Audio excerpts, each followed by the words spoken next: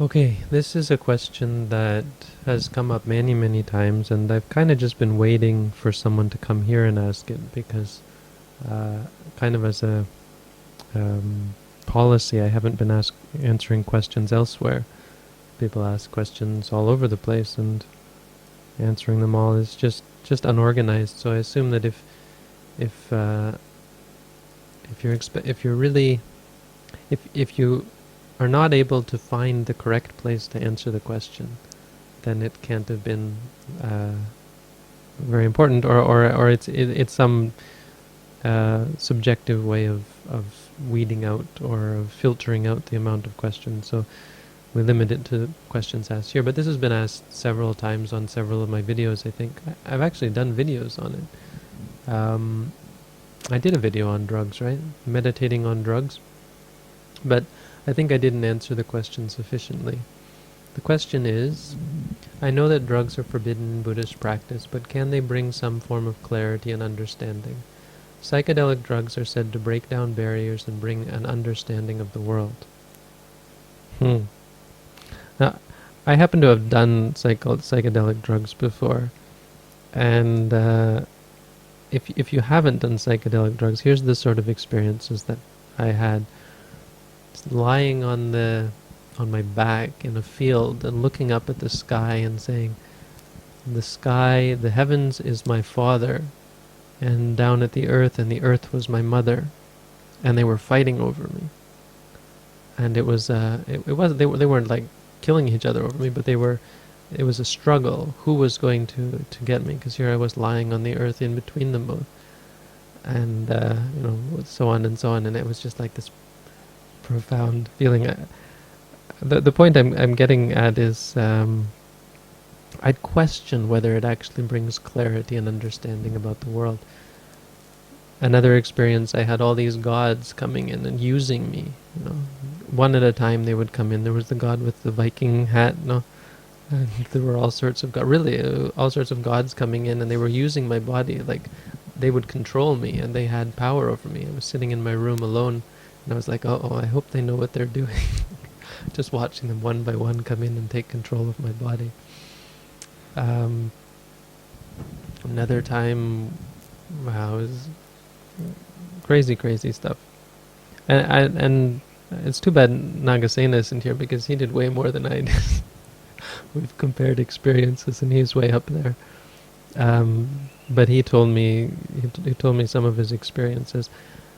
I think the point was made quite clear in a recent video I watched. Someone mentioned this video by Dr. Bruce Grayson, I think is his name. Grayson is his last name, that he gave at the UN, and it's really an interesting talk that reminded me of something.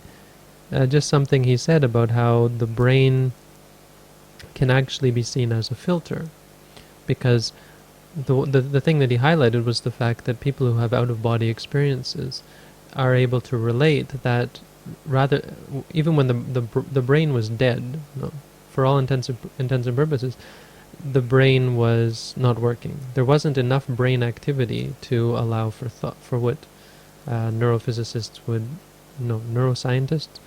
would consider required for active thought. And yet they would report that during that time they were actually able to think much clearer than when they were in their brain. There's another video by Dr. very famous video, probably some of you have seen it. The name is on the tip of my tongue, but this doctor had a stroke, and she was a neuroscientist, I think, and half of her brain wasn't working, and during that time she felt totally objective and clear, and had this just clear awareness, because the judgmental side of her brain wasn't working. So where am I going with this? So obviously the psychedelics that I've had experience with are psilocybin, these mushrooms that you can chew and get this strange experience. This is when I was younger, when I was in my teenage years. And from my experience, it changes the way the mind works. I'm sure someone else with more information and study could tell you more about exactly what it does. But from a first-hand experience, that's right, Jill Taylor. First-hand experience point of view, they seem to give you a heightened state of awareness, but you can feel something going on here in the, whatever this is called, the hypothalamus, is that what this is? The third eye. And you can feel the drug working, or I could anyway. You can feel this kind of like a lightning bolt, a shock or something. So it's doing something to the brain that is giving you this different state of awareness. It's not on the level of a pure state of awareness like that Dr. Jill Taylor was talking about, or that Dr. Grayson was talking about. And so before we even talk about whether those kind of clear states of awareness are in themselves useful, I would suggest that experimenting with psychedelic drugs, because of their ability only to change the state of the brain and to not free one totally from the filter of the brain or the constraints of the brain, they on the other hand simply change the state of awareness. I would say it's highly dubious as to whether this is going to lead to true wisdom, because it has just as much potential to mess you up. The last time I did mushrooms, it really messed up my mind, and Nagasena was confirming it, that the same thing happened to him. You feel like your mind becomes disjoined from reality. There's like a gap. It's like a scar in your brain that keeps you back from reality. Like you see everything going on still, but you're less connected to it. So it has the potential to cause problems. After that, I was paranoid quite often, and then when I would be taking marijuana or so on, just simple plain drugs, it would have a paranoying. It would make me paranoid and so on. So I would say there is an argument to be made for out-of-body experiences as giving states of clarity, because they're based on pure awareness, jhanic concentration that the Buddha recommended. But I would say there are an infinite number of states that could be similar to this pure state of awareness that is acquired by letting go of the body, that are not so pure, and can have anger, can have greed, can have, of course, delusion in them. And therefore I would raise the argument against using psychedelic drugs, because you don't have any reassurance that they're not just going to lead you down the wrong path. Whereas with an out-of-body experience, you at least have the assurance that you're free from the brain. And so you could raise the argument that leads to some form of right view and understanding about the conditional state of the brain and of physical human experience. And it'll teach you, people of out-of-body experiences change their lives. Near-death experiences will tell you they're not afraid to die anymore, and suddenly they know the difference between good and evil and so on, many, many different things, having seen their life flash before their eyes and so on.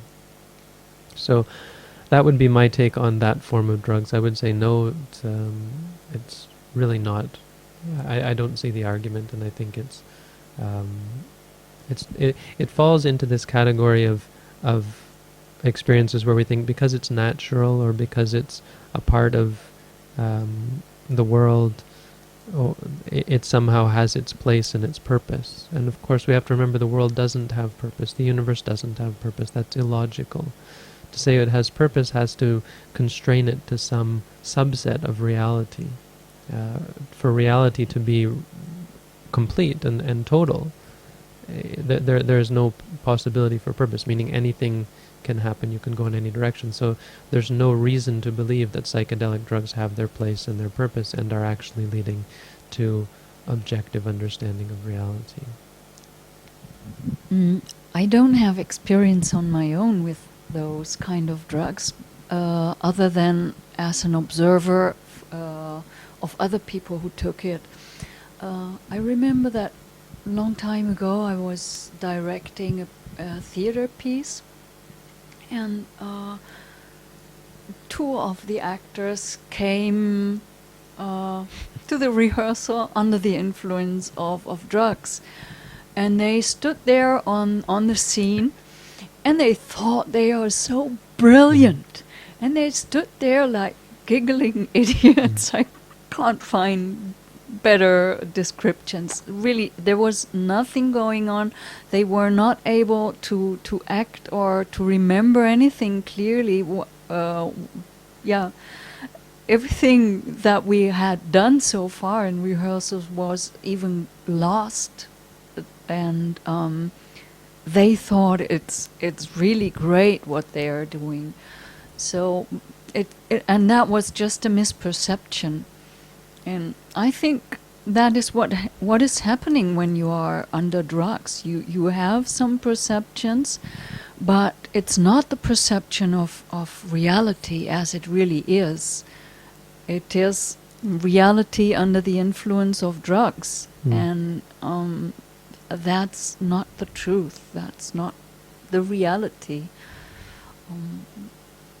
So yeah, I don't think, I just want to assure what Bante said. Yeah, that's not the way.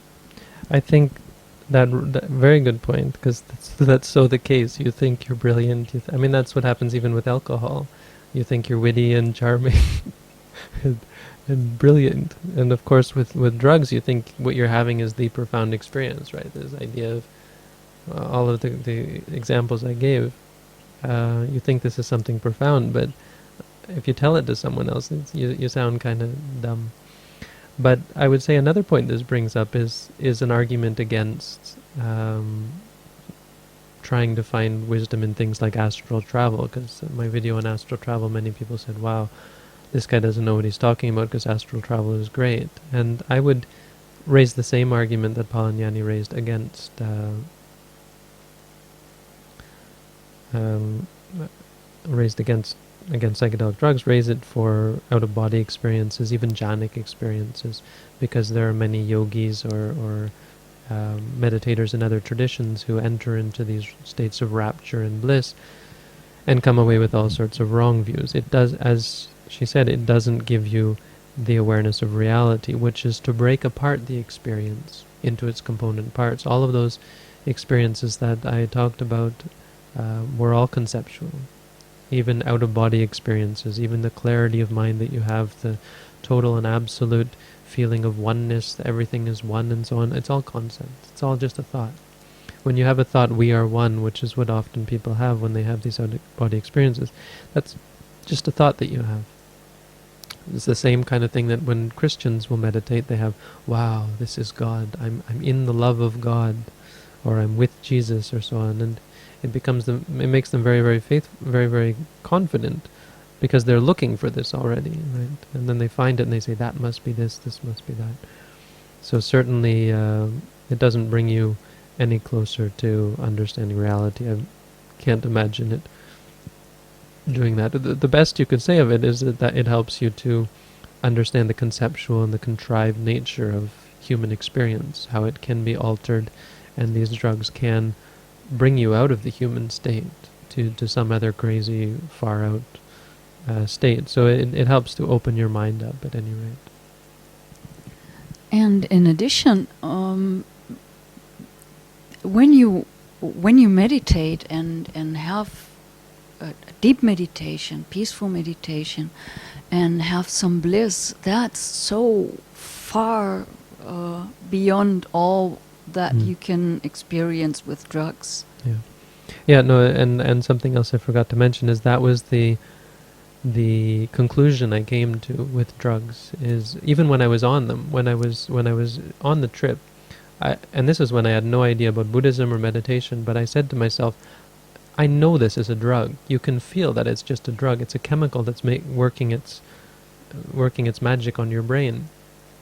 And I said, this is great and this is wonderful, but this is just a drug. It's not real. And you can feel the contrived, the artificial, the chemical nature of it. And so I made a vow to myself that I would try to attain that without the drugs. Whatever. I mean, it wasn't a worthwhile I wouldn't do that now. But that was the feeling that came even while I was on them, that this isn't real.